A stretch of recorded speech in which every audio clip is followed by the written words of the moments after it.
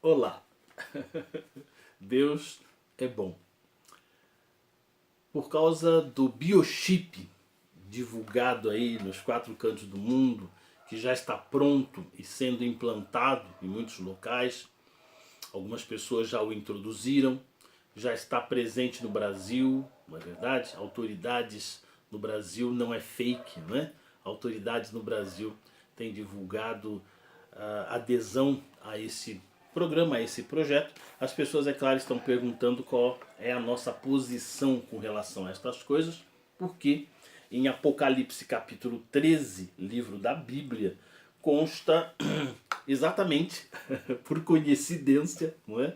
A Bíblia consta de um sistema de identificação das pessoas que seria implantado no dorso da mão ou na testa, que é o local preferido, né, para a implantação deste chip nos dias de hoje. Então as pessoas estão nos perguntando qual é a nossa posição, se este é ou não o número da besta. Posição da Deus é bom.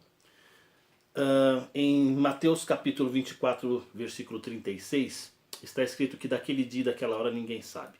Todas as pessoas que já tentaram calcular a data do fim do mundo erraram totalmente. Era comum os antigos dizerem: a 1000 chegarás e de 2000 não passarás, não é? Estamos em 2019, então esse adágio popular não se cumpriu, foi mais uma profetada, mais uma profecia falsa. Tentaram calcular o fim do mundo para 1914, né? Aconteceu a primeira grande guerra em 1914 e aqueles que haviam feito essa profecia acharam que tinham acertado e caíram em erros terríveis de teologia, porque ficaram apostando em 1914 que não aconteceu aquilo que eles esperavam. Todos aqueles que tentam calcular a data do fim do mundo erram porque esquecem de considerar Mateus capítulo 24, versículo 36, daquele dia e daquela hora ninguém sabe. Jesus disse: eu venho como um ladrão. O ladrão vem na hora que você não espera, para te pegar de surpresa. Jesus virá como um ladrão para nos pegar de surpresa. Muito bem. Visto isto, visto Mateus 24, 36, nós temos que seguir um outro conselho que Jesus disse. Ele disse que nós olhamos para o céu e vemos lá, tentamos prever quando vai chover, quando vai fazer sol, pela maneira como o céu se apresenta, e que da mesma maneira, pelos sinais, pelas coisas que acontecem à nossa volta, nós estaremos então nos preparando para a volta dele, o juízo e todas essas coisas. Muito bem.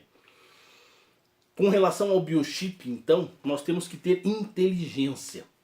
Quando o anticristo se manifestar, ele não vai sentar na praça pública e ficar datilografando os nossos nomes em folhas de papel sulfite A4, como na lista de Schindler. O anticristo não vai vir com linha e agulha para costurar estrelas de Davi ou triângulos roxos nas nossas roupas, como aconteceu na Alemanha de Hitler no Holocausto dos Judeus. Quando o anticristo vier, ele vai usar a tecnologia vigente no momento em que ele chegar. E se hoje existe uma tecnologia de identificação dos seres humanos através de uma implantação no dorso da mão ou na testa, exatamente como previsto em Apocalipse capítulo 13, isto é um sinal de que o cumprimento destas coisas está próximo. É mais uma das muitas profecias bíblicas que se cumpriu. Os homens estão criando biochip achando que estão criando alguma coisa nova e diferente. Isso está previsto há 2019 anos no livro de Apocalipse pelo profeta João.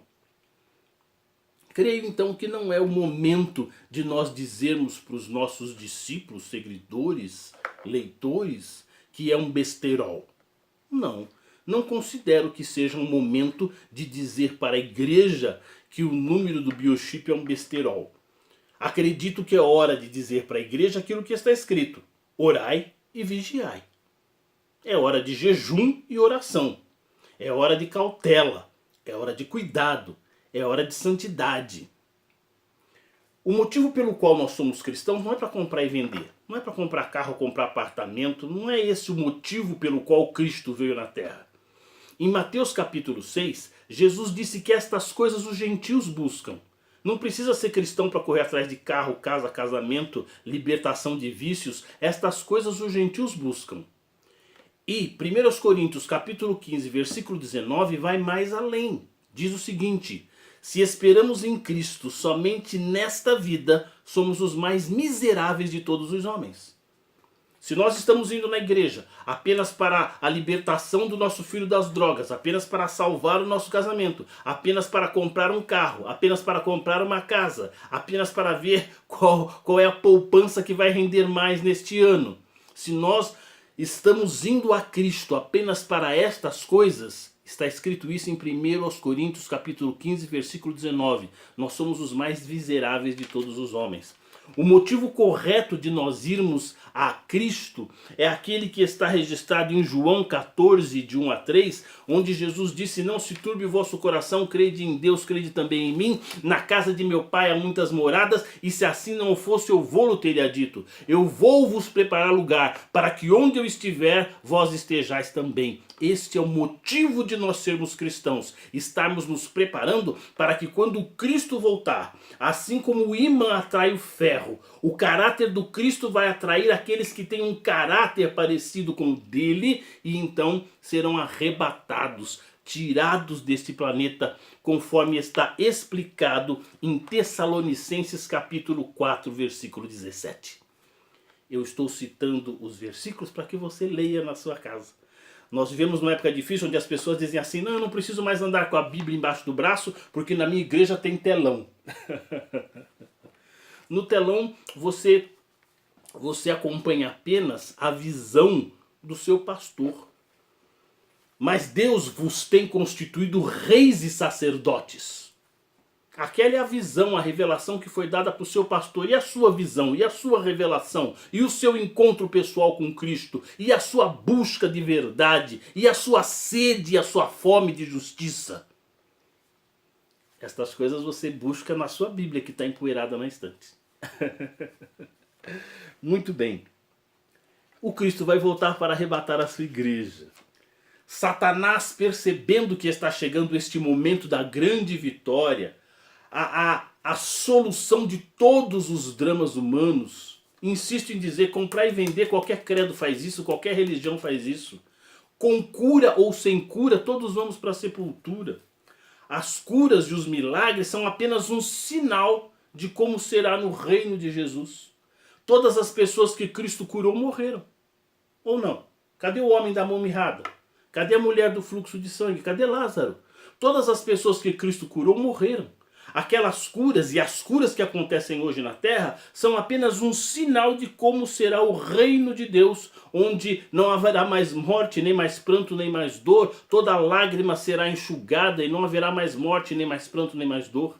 São apenas sinais. O motivo pelo qual nós somos cristãos é muito maior do que tudo isso. É a eternidade, é a solução total de todos os problemas humanos, onde Cristo vence a morte, coisa que nenhum outro mestre fez e jamais fará. Muito bem. Satanás, sabendo que está próximo esta grande vitória do Cristo, esta grande vitória da igreja, ele levanta então o anticristo. Não é? Um inimigo, diz a Bíblia, de tudo aquilo que se chama Deus. Ele é inimigo de tudo aquilo que se chama Deus. Ele é oposição de tudo aquilo que se chama Deus, não é verdade? Ele vem então para perseguir a igreja. Quando se fala em biochip, a igreja cristã hoje está dividida em dois grupos. Os pré-tribulacionistas e os pós-tribulacionistas. O que é isso? Os pré-tribulacionistas estão pregando nas igrejas que se você quiser pôr chip na orelha, no cabelo, onde você quiser, você pode pôr. Por quê? O pré-tribulacionista acredita que o Cristo vai voltar e arrebatar a igreja antes da grande tribulação.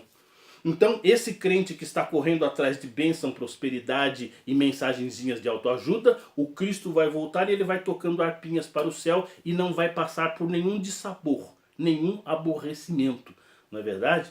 Os pós-tribulacionistas acreditam naquilo que o Cristo disse. O Cristo disse em João capítulo 15, versículo 20, não é o servo maior do que o seu senhor. Se perseguiram a mim, perseguirão a vós também. Se você procurar o significado da palavra tribulação, você vai ver que tribulação é sinônimo de atribulação. E que atribulação é sinônimo de aflição. E o Cristo disse, tereis no mundo aflições, porque eu também sofri. Então, os pós-tribulacionistas não acreditam que a igreja vai sair assim tão fácil dessa situação.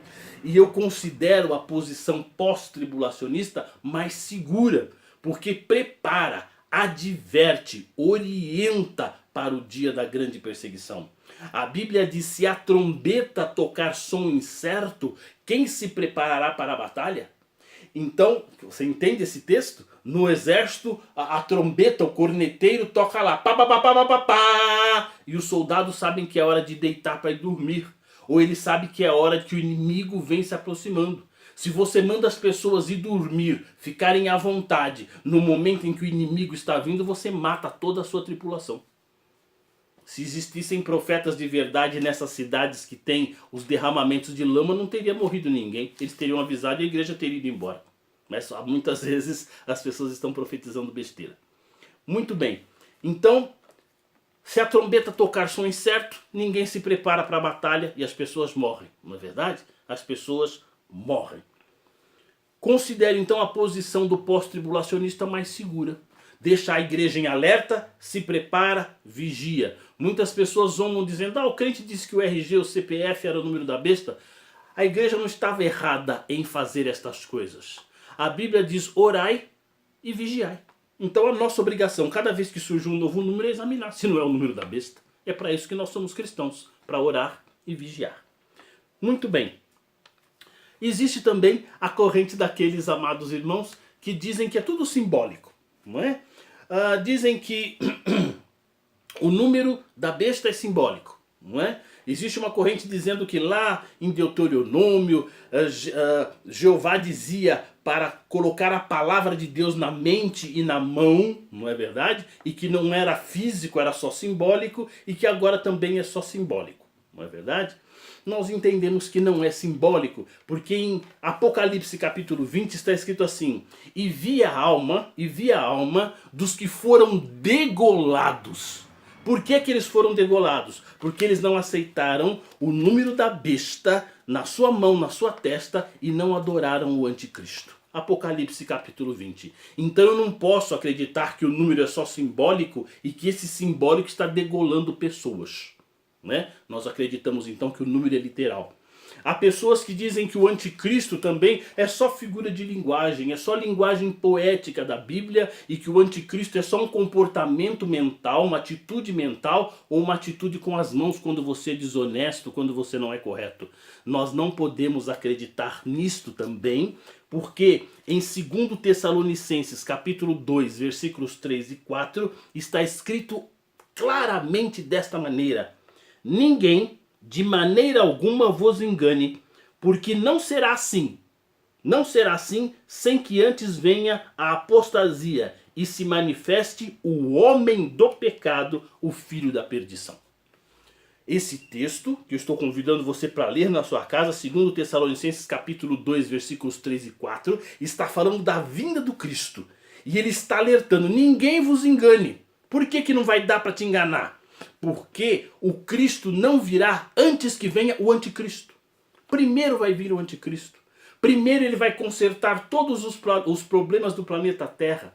Só que ele vai consertar todos os problemas do planeta Terra e pedindo para si a glória de ser Deus. Esse texto diz que o anticristo vai se sentar no templo e vai dizer, eu sou Deus, me adorem. Esse que é o problema da marca da besta, não é? Quando esta marca estiver associada com a responsabilidade, com o compromisso de adorar este anticristo, não é verdade?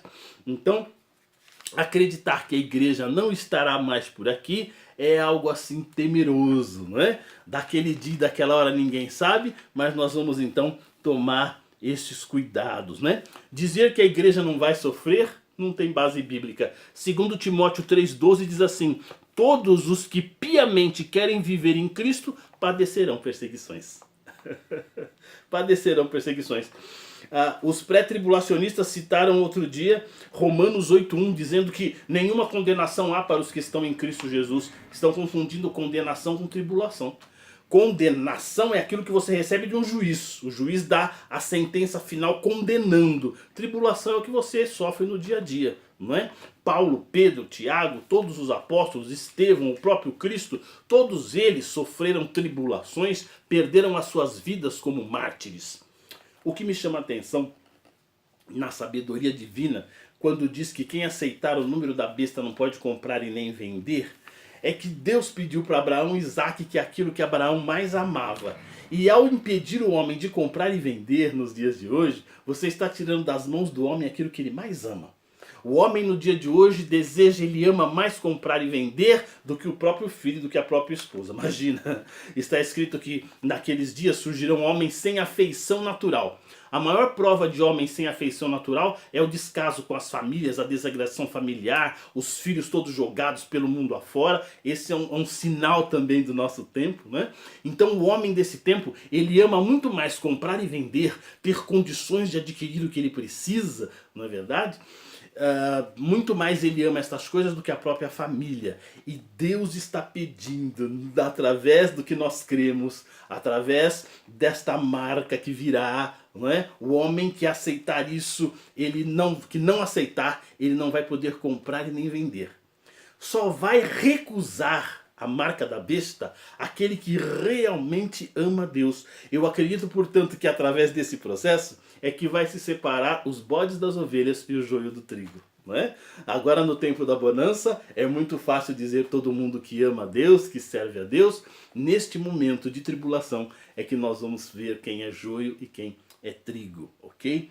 Muito bem, muito bem. É um dos momentos mais maravilhosos da história. Apocalipse não é terror, Apocalipse não é medo. Apocalipse significa revelação e é maravilha para aqueles que estão esperando Cristo. Nós não vemos a hora que todas essas coisas aconteçam. A orientação, portanto, da Deus é bom. Ao invés de dizer para você que é besterol, faz o que você quiser, não tem nada a ver, zombar daqueles que estão com medo, ao invés disso, nosso conselho é de prudência. Nós estamos aqui, ó, armazenando arroz, armazenando feijão, armazenando grãos. É um passatempo, é uma brincadeira. Nós estamos brincando de Apocalipse.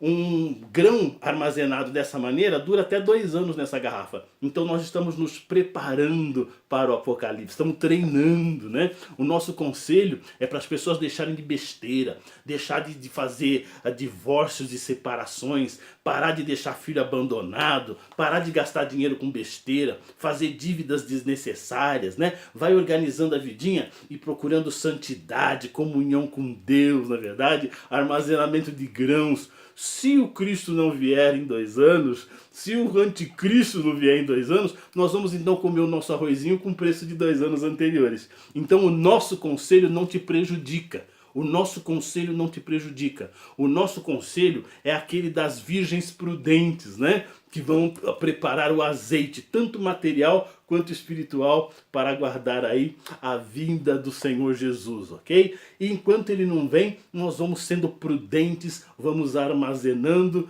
vamos guardando sabedoria, vamos guardando santidade. É isto que o Biochip deve nos convidar, não é? A sermos prudentes, porque daquele dia e daquela hora ninguém sabe. Muito bem, com tribulação ou sem tribulação, nós vamos continuar sempre divulgando que Deus é bom.